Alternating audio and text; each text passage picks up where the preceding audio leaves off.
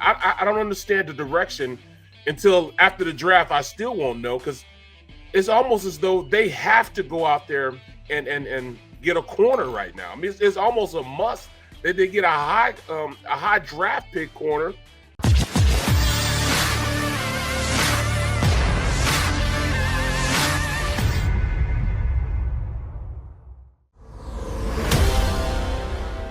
Middle. Final Barrett's day. going to have this gigantic show from noon to 3, and then Big Sales takes over from 3 to 6. This all starts next week, and it's a good Smooth Friday. transition. But guess what? Hey, dude, you still have to come on, man, once a week. You have to find a spot for us because, man, even your mom came on the afternoon show yesterday. She goes, I missed you. And I'm like, I missed you too. I go, my wife, we were just talking. I told my wife because Barrett's going through some personal stuff, and I texted him. I said, she goes, who are you texting? I go, Barrett. She's like, wow. Same with me, You're bro. not trolling for one of those Twitter or Facebook pretend chicks? And I go, no, man. I'm actually like, I really like the guy. He's like, why? He goes, well, because he and I kind of have the same stories. And plus, I admire the guy because he's a 10-plus guy and he's got great family. And it's kind of sad, but you know what? I can't wait to see you out there too when we get out there to Oceans during the draft, dude. Right? No question, man. No question, man. And like I said, like even my mom, man, she said, well, she called me and said, well, I'm gonna log on to Dan. I said, yes, by all means. I said, that's my dude. She said, you really like him, don't you? I'm like, yeah, we get along, don't we? We really do get along. My mom was like, okay. I'm so glad Barrett didn't go on the internet and do what everyone else does. And, damn, this mother, he said some shit. And you know what? Hey, let me tell you, Barrett. You know what Xander said? Xander goes, damn, dude, you're not a racist. No shit, dude. No, don't believe everything that's on the internet. Just don't believe it, dude. I mean, people. Bro, at the end of the day, you have to. You go on, man, and don't believe what everybody says. You know what I'm saying? Go on and see with your own eyes, man. That's why I like to describe stuff so people can see exactly what I'm talking about. When I'm breaking down stuff, they see exactly what I'm talking about. They're like, oh yeah. So when you go to the water cooler at work, you be like, you know what? You don't have to say Barrett said this, but you can say, if you look at it, it was covered too, because I saw the two high safeties up top, and then you see the corner sitting there. When I say they squat, you see them just sitting there instead of dropping back. I mean, those are all things that I try to make sure that you guys see as we're doing it. So I'll show you better than I can tell you. You know what I'm saying? So my mom was like, well, I like Dan. She didn't call you Big Sil. She says, I like Dan. I'm like, oh, you mean Big Sil? She's like, yeah, I like Dan. Man, I love your family, man. And man, we've been thinking of you too here. So let's get into some stuff. We're only going to go an hour today, folks. So we're going to get a lot of stuff here wrapped in here. So I don't know if you're watching, Barrett. I'll keep you up to date on what's going on. You got a lot going on in your life here. But Stephon Gilmore signed a 2-year contract. Hold on. I'm just going to keep it 100. My mother-in-law passed away. That's why, he says that, my mother-in-law passed away last week. So I've been going through everything, trying to get everything done. And my father-in-law, he passed away 5 years ago, and he's a Marine. And, I want my mother-in-law to be buried over the top of him. And their son passed away 10 years ago, and they have an urn for him. And I got to go through the proper clearance because he's buried in a military graveyard. So you got to go through all these clearances to get stuff done. You can't just, all right, I'm just going to bury my mom there. You can't do it that way. So that's what I'm doing. That's what I had to work out yesterday. I'm working out today. So we're only doing an hour today. But I appreciate you, Big Seals. My boy hit me up with a text. Hey, bro, you okay? I'm like, that's what I'm talking about. That's what I'm talking about. Hey, man, you know what? Hey, dude, more than just a work friend. Hey, dude, no way, man. I mean, we're from the same brotherhood now, man. Right, right. Isn't it something about, Barrett, we always say this, and you hear people with those cliches out there that, what do you miss the most about the game? And you know what, man? I miss the most being with the fellas, and I miss my friends, just being with them on a day-to-day basis, yes. and just being maybe, Barrett, those locker rooms, they may never be what people think when it's a microcosm of society, because in those locker rooms, you know what I feel? I feel free. I could say whatever I want. I can talk any way I want, because you're going to be automatically put on blast if you say something stupid in a locker room, or you're going to be in a debate with someone. Somebody does something that maybe aggravates someone else. Man, there's going to be no pretense. People are going to put you on. Man, that's bullshit. That ain't how I think. And you're going to have. It's a great melting pot. And I think in my career, when I first started, I took some of that, Barrett, and I wanted people to think, well, this is how we talked in the locker room. And that wasn't really set up for society. And that's why the shit that I said when I was earlier in my career, hey, man, it's not that I'm being a fraud today, but I got to be smarter in society, because a lot of snowflakes can't handle the truth. They can't handle how you and I talk in a locker room, man, or we build these kingships up and these friendships up. It's just, I don't know, man. It's a different world. There's nothing like being in a locker room, either in high school. I mean, even if some of you have been in high school locker rooms, then you get into college locker rooms, then you get clearly in a pro locker room. That's a different dynamic, because you got high charge dudes in them rooms, man.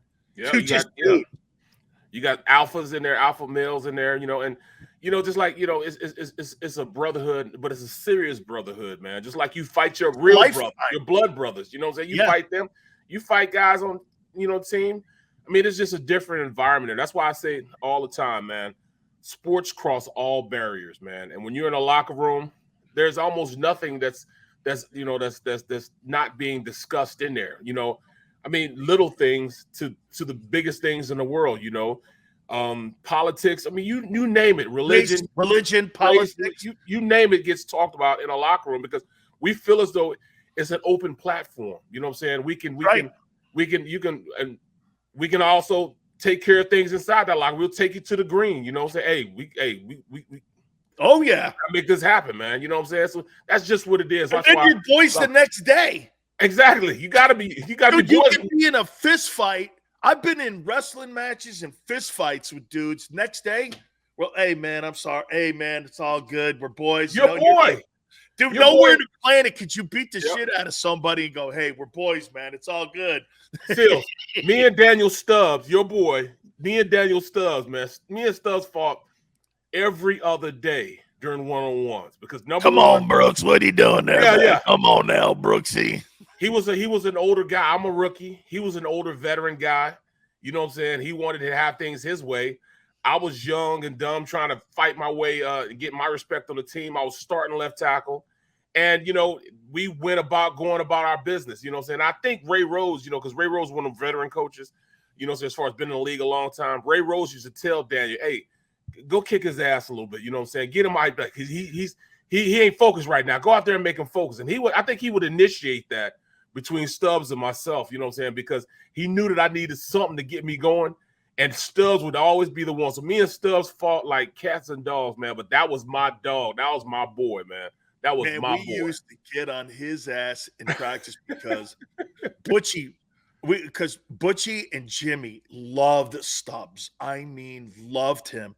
And so Jimmy's first wife's name was Linda K, and I used to call him Stubby K.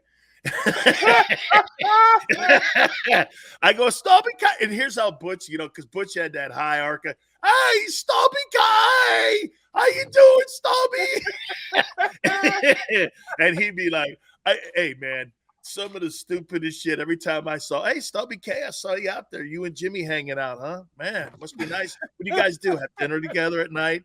What does he do? She make a plate for you too? I bet you got a bedroom at Jimmy's house. Right. Oh, man, it's so much fun, man. All right. So Stephon Gilmore is now a proud member of the Indianapolis Colts, 2-year contract. And he's now off the free agent market. Supposedly one of the Howie Roseman deals was a prove-it deal. There was a 1-year offer on the table, and they were kicking tires on Stephon, but he took the deal with the years and more signing bonus money. So he's a member of the Colts. Colts ended up losing a corner. Yeah, they said former Temple Owl, what's his name? Rakim. I forget his name, but he was pretty good, man. Rock was pretty good. Hey, they had the former defensive player of the year from 2019. Barrett, why in the world? What's the hang up with free agency? Is it a trend that Howie Roseman, the general manager of the Eagles, just doesn't like free agent, or does he do it in particular years where he doesn't think a market is strong for free agents? Because this team could have improved itself with numerous guys that signed with other ball teams. You could probably would you agree?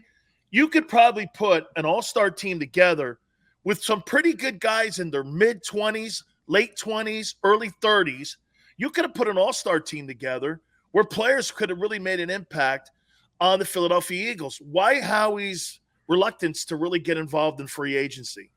This year, you know what? Does it go by years for him? Does he get active sometimes? Or is this now? He's usually always active. It? He's usually always, I'm not going to lie to you, Dad. He's usually always active. He's usually always trying to, get in and make a free agent splash. You know what I'm saying? That's how he's kept his job all this time, because he's brought in key free agents, that have played better than his draft picks. His draft picks didn't play well, and he's, that's how he's really made their hay. That's why they won the Super Bowl, because he brought in key free agents. Guys like LeGarrette Blount, Chris Long, those type of guys came in, were definitely factors as far as playing. This year, I don't know what the heck is going on. I mean, I don't understand the direction until after the draft. I still won't know, because it's almost as though they have to go out there and get a corner right now. I mean, it's almost a must that they get a high draft pick corner, unless they really, really like the guys they have in that locker room. If they really like the guys they had in their locker room, then those guys would be playing, would have played a lot last year. I don't know if they necessarily have the guys in their locker room that play right now. I mean, they did have a fourth rounder, that Zach McPherson, that played a lot towards the end of the season. You know what I'm saying? He got in a lot during the end of the season. He started that last game, that Dallas game, in place of Nelson. Well, Nelson is gone, so I guess he's the guy you're going to put in there. Other than Zach McPherson, I don't know who else they have there that can come in and give them quality minutes. Craig James has been there for a month of Sundays. They like him. They keep bringing him back, I guess. Mac McClain III, guy. Tay Goins, rather. I don't know. When they got last year, they got Josiah Scott from, what was it? Where was he at? He was in Jacksonville. I don't know. I mean, I don't know. They don't have a dude. You're naming dudes to me. Well, right. That's what I'm saying. I mean, you're like naming. You know what it sounds like to me? It sounds like the 90-man roster going into training camp with guys on it. Like, you know what I mean? I'm not in any way motivated when I hear any of these names, man. I just hear, and again, no shade on these men. And one of them may turn out to be a starter and go play 10 years. Great. But right now, if you're rolling it back for what you did a year ago, man, you didn't beat a playoff team. You didn't beat a successful team last year. And I'm trying to figure out, hey, look, I guess you're getting one of the weaker schedules again. Okay, maybe that's playing into this here. I just don't know where you're going here with this team. It just looks like when you sell a car or a house or a business that you're stripping the thing down. It almost resembles a rebuild. You know what I mean, Barrett? Yeah. It looks like, but it looks like your football team last year won 4 games. Right. They said they're not doing that. They said they're not rebuilding. Sure looks it. It does look it. And, the big thing here in Philadelphia is been okayed in. Matt Carroll's here. He's in the building right now. They're walking him through, trying to see, is he the guy? Can he be the guy? And they're talking about, if he is the guy, they're saying he's, a couple of writers have said they feel as though he might be the best quarterback in this draft. What? Where's this coming from? Who's breaking this kid down to see that? The Eagles want that out. And Barrett, by the way, before we continue, you do look more D-Train's right. You look more paisan to me today than I do. You look like a big old South Philly paisan right now. Okay, just And I agree with you, D-Train. He looks more Paisan than me today. Okay, yeah, you're right. Rocky Scene. You're right. That was him from Temple. Yeah, you're right. Temple. But Barrett, I mean, the Eagles want that out. The Eagles want that out, that they had a good interview with him. And that's funny because here's the topic here. Let me ask you this here. You think Dak Prescott gets a second contract in Dallas in 2 years? No. Okay. No. I don't either. There's no way they're paying that guy $50-some-odd million because they got buyer's remorse now. Do you think Jalen Hurts gets a second contract in 2 years? $40 million. I say no. The way it's looking, I'm going to say no. And it's not fair because people keep saying, all right, you're giving this kid another shot, you know what I'm saying, to see what you have. Not really. It's not. He's not getting another shot. He's right now the best that they can field for their squad right now. You know, all this talking about, you know, he's got to prove himself, you know, that he's worth being the star. No. That's just the way the nature of the NFL is. If they could have gotten somebody better than him, they would have. But since they couldn't, they're going to roll with him. Now, is he good enough to be a starter? We'll see. I think he's going to be a starter. He's been starting. This will be his second year starting. He's good enough to compete, Barrett. I don't know if he's good enough to contend, and I think that's where they are. Plus, they are dying to get out of the 1990s Eagles offensive attack, and they want to get in to throwing the ball 38 times instead of running the ball 38 times. That's why they're stripping this thing down. And that leads me to what you said with Matt Corral and all the noise coming out of the Eagle front office now that they really like the kid. Would you rather have it here? Matt Corral is already a better passer than Jalen Hurts. He's already a better passer. That doesn't necessarily mean he's a better quarterback. I'm not saying that. But he's got a better arm. It's a difference. It's a difference what you're talking about. You know, it's completely different, yeah. Right? It's completely different. When we're talking skill, he's a better passer. That being said, would you rather have a rookie arm and build around an arm that can get to your wide receivers like Devontae Smith, because I'm going to get to him in a second here. Don't you feel that the Eagles, if they really truly want to get to being a passing offense, they're not going to get there with Jalen, dude. They got to get there with a guy who could throw the ball. Doesn't it make more sense for them? Then you get the kid on a rookie contract. You're talking Jalen here, 2 years. I mean, if he's a starting quarterback of the Eagles, there's no way he's getting a second contract because it's not that he's not good. The Eagles don't want him. They don't want that style in 2 years. They want a Patrick Mahomes-style quarterback in Philadelphia or a guy that can get Devontae Smith and other wideouts that they're going to potentially draft in the upcoming draft in a couple weeks, the ball. Jalen, his arm is a work in progress, Barrett. Yep. This guy's ready-made. What would you rather do? What do you think they're thinking? Well, before we even get into that, let's talk about him having a better arm. But it still doesn't change that you still have to read defenses. And this kid can't read defenses either. Can he learn to read defense? We'll see. What he did from 2020 to 2021 was cut down on all the, errant passes, all the interceptions, all the gimmies that he had that year. Came into this year a lot more focused. That was Kiffin. Yeah, so Kiffin, made him kind of ready to go in and play. He played a more sound game.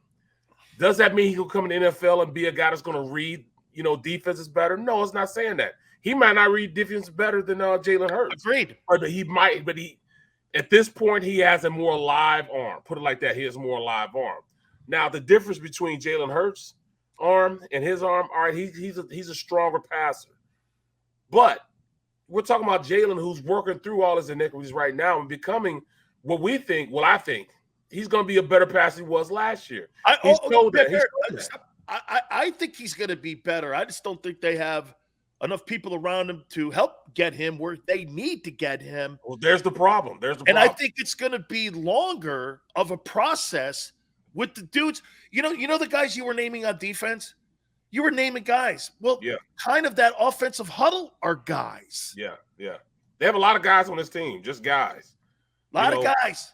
A lot of guys here. Hey, Kerry Vincent Jr., Kerry Vincent Jr., they traded for him last year from Denver in that trade.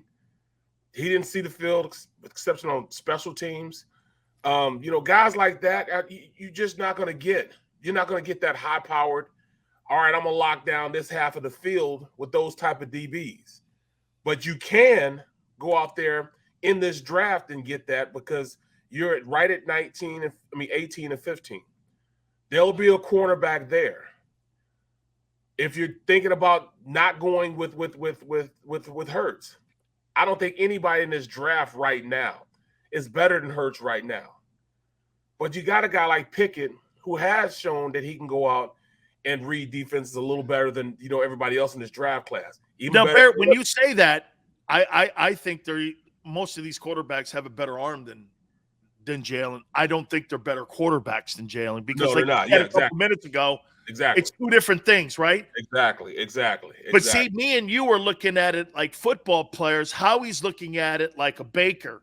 Yeah. Let's get the dough here. Let's get the icing here. And he cuts it and this has been his problem, Barrett. He cookie cuts everything, and he thinks everything has a lane. You and I go like this, just like a golfer swing. Tell me this is what there's guys that block in the offensive line that have their own style on doing a reach block. You don't really try to overcoach that. As long as the guy gets the results, you're not going to try to overcoach that. Well, Howie looks at a guy like this. Well, he's in this lane here. Hey, it's like calling you a backup your whole career. Right. You're here. You're there. Well, you and I will go, hey, that guy can ball. He just needs reps. Yep. Okay, yep. I don't really care how he gets there. Like Jim Furyk's got one of the worst swings in the history of golf, but yet he's won major championships. Right. And why would you try to change that if you have success? Well, when you're looking at some of these guys, don't try to change what they're doing. Try to elevate what they're doing. And how you do that is, does he need more help?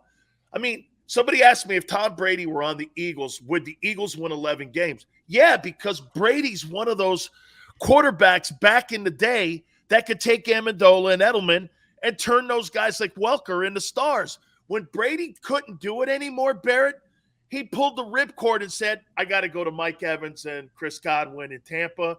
I'll bring Gronk with me here.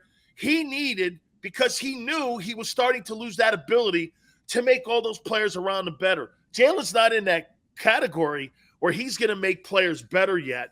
He's still got to figure out how to read defenses. So the offensive system that they have, wouldn't you rather just go with a guy that can throw the ball better? I mean, Gardner Minshew, I know it was the Jets. I'm not going to go too much into that because it's the Jets, and the Jets were terrible last year, especially defensively.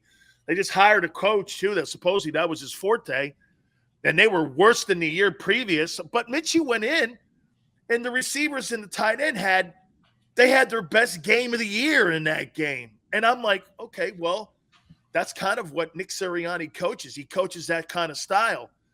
I look at Devontae Barrett, and I'm going to throw this in here. So Tyreek Hill leaves Patrick Mahomes, and Devontae Adams leaves Aaron Rodgers. You think those guys are really going to have the same success with Derek Carr? Devontae Adams may. But do you really think Tyreek Hill's going to have the same success that he had with Mahomes? No, not even close. That he's going to get with Tua? Michael Irvin said it the other day. I ain't leaving Mahomes or Rodgers if I'm a wideout. I'm not leaving those dudes. The point is, there's got to be a guy that can get him the ball, and I just don't know how fast Jalen Hurts is going to progress. And I'll tell you what, but see, that's Devontae Smith may never reach his potential because of that slow putt in the development of Jalen. I know I went too long here on that, but no, you're not. But it's not that. But see, I tend to differ from you and most people when it comes to what they want to bring in. What they want to bring in might not be feasible for what's out there and the talent that's available to him. Matt Carroll is not, and let me say it is not. Pickett is not. He absolutely is not. Malik Willis is not. What you would say is a good quarterback class. These guys are not up to par that I've seen to come in and be like a Burrow, to be like a Josh Allen. They're not even on that level. And right now, if we go out there and get a quarterback in the first round, do we really think we're going to get the production? It'll be just like last year's draft. Last year's draft was horrible for quarterbacks. Nobody did a damn thing. I agree. So it'll be worse this year with the talent that's on the board for this year. Now, if you go out and get a quarterback like Matt Carroll, if he'd have got drafted last year, he'd have still been the 6th quarterback, the 7th quarterback in the draft. You look at these quarterbacks, they would not been up to par with the guys from last year. So you're going to go out and get a quarterback, the best quarterback in this draft, and these guys wouldn't even be a top 5 quarterback in last year's draft, but you expect this guy to come in and give the results of a Joe Burrow or an Allen or a Patrick Mahomes. No, it's just not feasible. You can't keep on reaching like that. The same thing with Carson Wentz's draft. The exact same thing. Those were the 2 best quarterbacks, Goff and Wentz. Wentz showed a little something, won 13 games, almost, however many games they won, on their way to a Super Bowl. Then after that, he flat, just stunk after that. He's been stinking. You get Goff. That draft was horrible. Nobody in that draft did anything. This will be the same thing. So people need to get up off this. All right, we need a guy these guys, I'm not saying they suck. But your expectation of them coming in and being a great quarterback is nil. I look at Matt Corral and I look at Kenny Pickett and I see what you see. Right. Okay, I do. I see what you see. However, I will put this – okay, but I also see that those dudes clearly have better arms than Jalen. And that's what the organization is looking at. They're looking for somebody. I mean, how are you going to – you really think that Devontae Smith is going to get and reach his full potential with Jalen? Actually, he could reach his potential if they keep playing a game in which – look, all right, for instance, you have basically the same guy as Dak. And Dak was able to reach his potential because he had guys around him that helped him become a better quarterback. You know what I'm saying? Like, he has an arm that's good enough. You put Dak in our system that we have right now, and Dak can run this system. You put Hurts in Dallas, he'd be signing a contract like Dak right now because they had so much talent around him that it was hard not to be able to go out there and be successful. It was hard not being able to have CeeDee Lamb running wide open when you got a running game you can hand off to Pollard and Ezekiel Elliott. You can hand the ball off to them, and they can give you quality yards, which means you're going to take that guy out of the box. I mean, those are all things that you have to think about when you're playing against that Dallas offense. They're good in the run game, and they were good in the passing game because of the run game. If you have – this coaching staff needs to understand that they have the potential. If they keep evolving as an offense, you cannot stick a round peg in a square hole. I'm just blown away that everybody's expecting Jalen to be Patrick Mahomes. No, he's not Patrick Mahomes. No, he's not Allen, but he is Jalen Hurts. And Jalen Hurts took that offense and ran that offense great. Now, another year under his belt, he's going to run it even better. They'll have even more success. But I'm not seeing the reason why you're going to go out and get a quarterback from this draft when they all are subpar players. And that's all I'm saying. I'm like, wow, I mean, why go out there and get Matt Carroll? Matt Carroll would have been the 7th or 8th quarterback even last year. And it was a bad crop of quarterbacks last year. None of them did a damn thing, but we're going to go out and get a quarterback in this draft who wouldn't even got drafted till the 7th quarterback from this last year's draft. To me, it just doesn't make sense. Here. Let me say this before we go to the timeout here. I think these quarterbacks that are coming into, they said that about the 79 draft. I went back and looked at some of the comments that people were making about quarterback drafts. And they said the 79 draft would be the worst draft in NFL history. Well, Phil Simms won 2 Super Bowls and Joe Montana won 4. Right. I mean, but Barrett, you're right. I mean, to sit here on April 15th and go like this, hey, these guys, they're just not going to, we don't know what they're going to be. And I agree with 100%. But when you're looking at the skill right now of Jalen, I'm wondering how the Eagles are looking at him and what his true ceiling is. Let's hit on that. And because, again, I think that's the debate in the building right now. I think the debate in the building right now is that, hey, the number one thing is whether or not this guy is really going to still elevate his game. He's Barrett Brooks. I'm Dan Sileo. Do me a favor. Hit the like button. Back in 3.